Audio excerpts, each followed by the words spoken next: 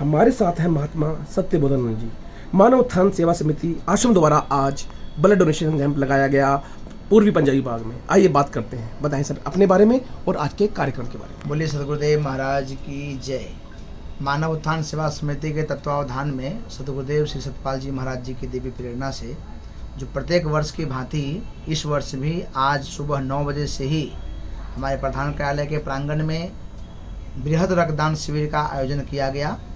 इस मौके पर इस क्षेत्रीय विधायक श्री हरीश खुराना जी पधारे, अग्रसेन अस्पताल के सर्जन पधारे, फिजिशियन पधारे, MBBS डॉक्टर भी 2-3 थे। हमारे संस्था के सभी केंद्रीय कार्य समिति के पदाधिकारीगण थे। सुबह 9 बजे ही ब्लड डोनेशन का कैंप प्रारंभ कर दिया गया। हम 3 स्वामी जी ने सर्वप्रथम अपना ब्लड डोनेट किया, क्योंकि जब हमने दान दिया तो लोगों के अंदर एक उत्साह पैदा हुआ और संभावना था कि 100 के करीब डोनेट होंगे, लेकिन हमने 200 तक छू लिए हैं और 156 डोनेट करीब 4 बजे तक हो चुके थे। उसके बाद और लोगों ने दान दिया है, तो संभावना है कि 200 के आसपास लोगों ने ब्लड डोनेट जो किए हुए हैं।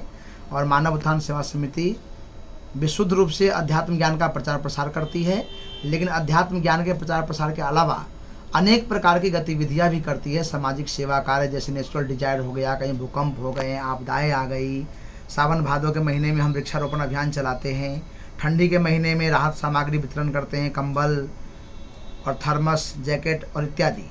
और इस वर्ष प्रत्येक वर्ष की भांति बृहद रक्तदान जो शिविर लगाया गया है उसमें करीब 200 के यूनिट तक ब्लड डोनेट किए हैं। और हम चाहते हैं आपके माध्यम से, आपके मीडिया चैनल के माध्यम से इसका प्रचार प्रसार किया जाए। मानव उत्थान सेवा समिति हर मुसीबत के साथ में खड़ी रहती है और उनका सहायता करती है, अध्यात्म से भी और भौतिकवाद से भी। एक मेरा अंतिम सवाल ये है, हम देखते हैं कि हमारे समाज में, भारतवर्ष में अनेक समितियाँ ऐसी हैं जो कि लोकोपकारी कार्य कर रही हैं। लोग, कोई भी इंसान या मानव या कोई दान करता मानव उत्थान सेवा समिति से क्यों जुड़े?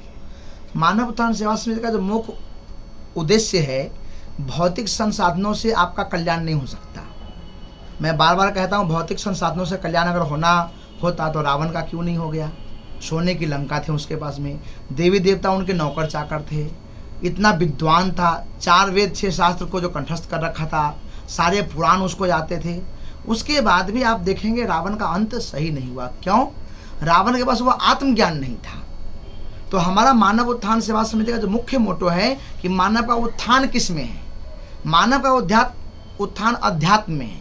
और अध्यात्म को जब तक आप जो गूढ़ तत्वों से नहीं जानेंगे, भगवान कृष्ण ने कुरुक्षेत्र के मैदान में अर्जुन को अध्यात्म ज्ञान दिया, आत्मा का ज्ञान दिया। और जैसे अर्जुन को आत्मज्ञान प्राप्त हुआ तो अर्जुन कहता है, मोहम नष्टम स्मृति लभ्यता। हे प्रभु, हमारा मोह नष्ट हो गया और स्मृति तरोताजा हो गई। और जो अर्जुन कायर हो गया था वो गांडीव लेकर लड़ने को तैयार हो गया। तो हमारा मानव उत्थान वो ज्ञान देती है जिस ज्ञान से आत्मबल मजबूत होता है। और आत्मबल मजबूत रहेगा तो आप समाज में संघर्ष कर सकते हैं, आप लड़ सकते हैं और आत्म शांति को प्राप्त कर सकते हैं। हमसे बात करने के लिए